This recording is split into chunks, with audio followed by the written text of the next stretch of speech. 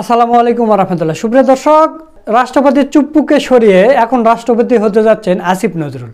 তো আমরা যে খবরটা পেলাম, আসিফ নজরুল নাকি প্রধান উপদেষ্টা হওয়ার তার খুবই মনের ইচ্ছা ছিল, কিন্তু ডক্টর মোহাম্মদ ইউনূস যখন প্রধান উপদেষ্টা হয়েছে তখন তার এই ইচ্ছাটা পূরণ হয়নি, সে আইন উপদেষ্টা হয়েছে। তো এখন আমরা জানতে পারলাম যে তিনি নাকি রাষ্ট্রপতি হতে যাচ্ছেন। তো দর্শক, রাষ্ট্রপতি হওয়ার জন্য তিনি গোপনে কি কি কাজ করছেন এই সবগুলো বিষয় ফাঁস করে দিয়েছে জাতির সামনে আমাদের প্রিয় মাসুক ভাই। তো মাসুক ভাই এমন কিছু কথা বলেছেন, মানে জাতির সামনে উল্লঙ্ঘ করে দিয়েছে আসিফ নজরুল স্যারকে। তো দর্শক, বেশি দেরি না করে চলুন আমরা মাসুক ভাইয়ের মুখে শুনি যে আসিফ নজরুল স্যার রাষ্ট্রপতি হওয়ার জন্য কি কি ষড়যন্ত্র করতেছে।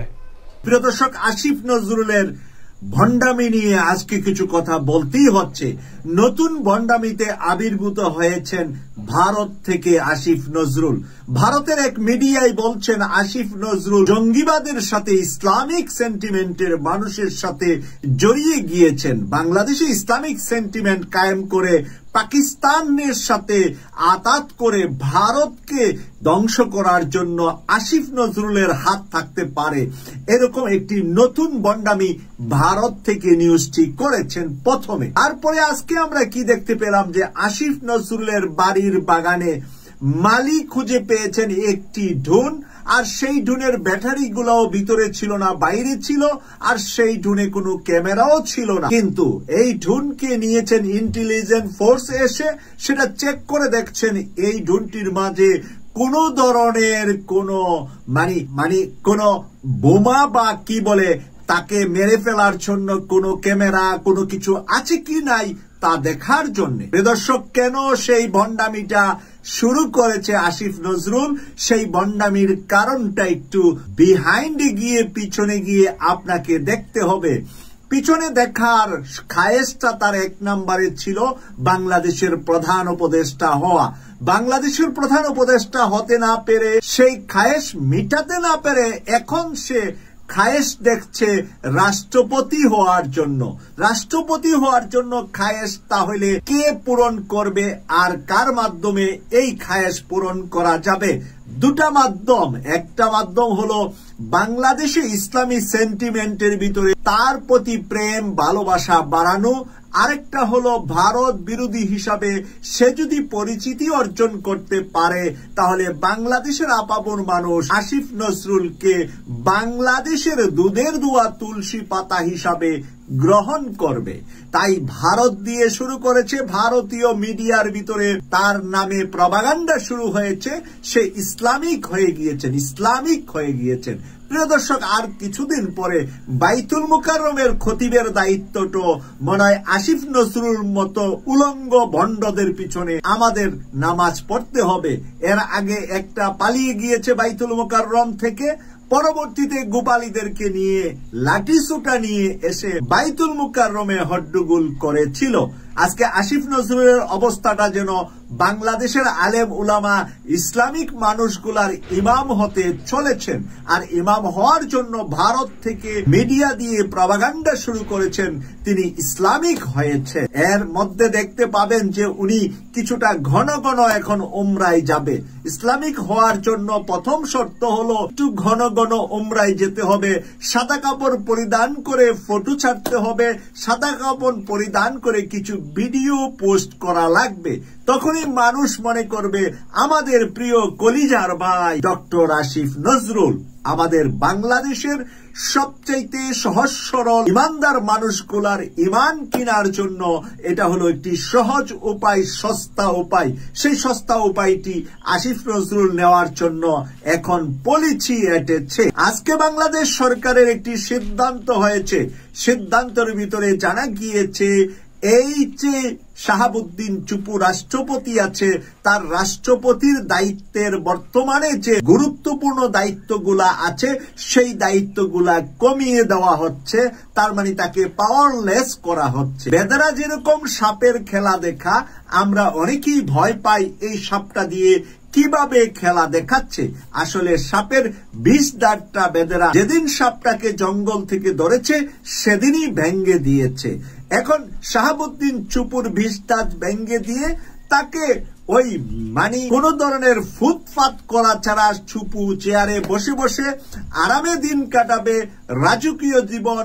বাংলাদেশে এর চাইতে বড় বাড়িতে কোনো মানুষ থাকে না, এর চাইতে বেশি নিরাপত্তা সিকিউরিটি সম্পন্ন বাংলাদেশে আর কারো জন্য নাই, এর চাইতে ভালো খাবার দাবার, স্বাস্থ্যকর পরিবেশ, প্রতিদিন টেবিলের সামনে গোলাপের তরতাজা ফ্লাওয়ার এনে বিভিন্ন ভাবে রাষ্ট্রপতিকে যে সিংহাসনে বসিয়ে রাখা হয়, বাংলাদেশের হত দরিদ্র একজন রিক্সা চালকের কাছ থেকে ওই রিক্সা কিনতে গিয়ে ট্যাক্স নেওয়া হচ্ছে। রিক্সা চালক যে এক বোতল পানি কিনে খাবে সেখান থেকে ট্যাক্স নিয়ে প্রেসিডেন্টকে আমরা সেখানে লালন পালন করছি। এখন আসিফ নজরুলের খায়েশ জেগেছে, যেহেতু আমি প্রধান উপদেষ্টা হতে পারলাম না, তাহলে রাষ্ট্রপতিটা আমি হয়ে গেলে। অপরদিকে ভারত চাচ্ছে যে রাষ্ট্রপতি চুপুর নামটা পাল্টিয়ে নতুন করে আসিফ নজরুলকে সেখানে ঢুকিয়ে দিতে পারলে ভারতের বাকি গেমস গুলা সহজ হবে বাংলাদেশের উপরে। তাই প্রিয় দর্শক, এই গেমস যাতে করে আসিফ নজরুল খেলতে না পারে, সেই কারণে আমরা যারা কথা বলেছি, আমরা যারা কথা বলে থাকি, তাদেরকে দায়িত্ব নিয়ে এখন সজাগ করতে হবে 20 কোটি জনতাকে। এই আসিফ নজরুলের ভণ্ডামির মাঝে যেন কেউ কারো চোখে যেন সে ধুলা দিতে না পারে। প্রদর্শক কেন ধুলা দিতে না পারে? আমরা অনেকদিন পর্যন্ত তার এই মন্ত্রণালয়ের আন্ডারে আমরা এখনো দেখছি জামাতের কেন্দ্রীয় নেতা আজহারুল ইসলামের মুক্তিটা আসিফ নজরুলের কারণে পাচ্ছে না, কারণ এটা আইন মন্ত্রণালয়ের 1 মিনিটের কাজ। আইন মন্ত্রণালয় এক সাইনের মাধ্যমে আজহারুল ইসলাম আদালত থেকে মুক্ত হয়ে বাসায় ফিরে যেতে পারে, তার সন্তানদের কাছে, তার স্ত্রীর কাছে সে ফিরত যেতে পারে, কিন্তু সেই ব্যবস্থাপনা আসিফ নজরুল দিচ্ছে না। আর সেই কারণে দেখেন জামাতের আজকে 9 মাস হয়ে চলছে এই সরকারের বয়স, আর কয়েকদিন পর 9 মাস পূরণ হয়ে যাবে, এখনো জামাতের নিবন্ধন ফেরত পাননি, এখনো তাদের মার্কা দাড়ি পাল্লা ফেরত পাননি। আসিফ নজরুল সেই সিংহাসনে সেই আইনের নথিপত্র নিয়ে বসে আছে, যার এক কলমের লেখা এইগুলা ফেরত আসতে পারে, কারণ জামাতকে ব্যান করেছে, জামাতকে শিবিরকে নিষিদ্ধ করেছে শেখ হাসিনা যাওয়ার 3 দিন আগে। আর সেই নিষিদ্ধ এখন কেন জামাতের উঠবে না, এবং জামাতের কেন সেই জিনিসগুলা বন্ধ করে রাখা হবে?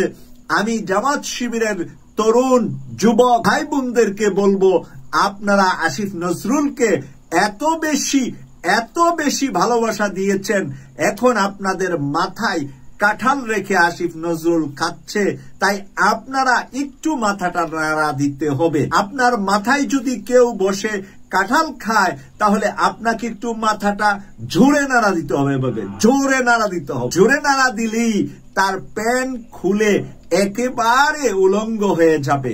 তাই জামাত শিবির একটু নাড়া দিলেই আসিফ নজরুল উলঙ্গ হবে। কিন্তু জামাত শিবিরের ভদ্রতার কাছে, নম্রতার কাছে, ভালো বিহেভিয়ারের কাছে ওই শয়তান কিন্তু আরো বেশি টাইটেল নিচ্ছে।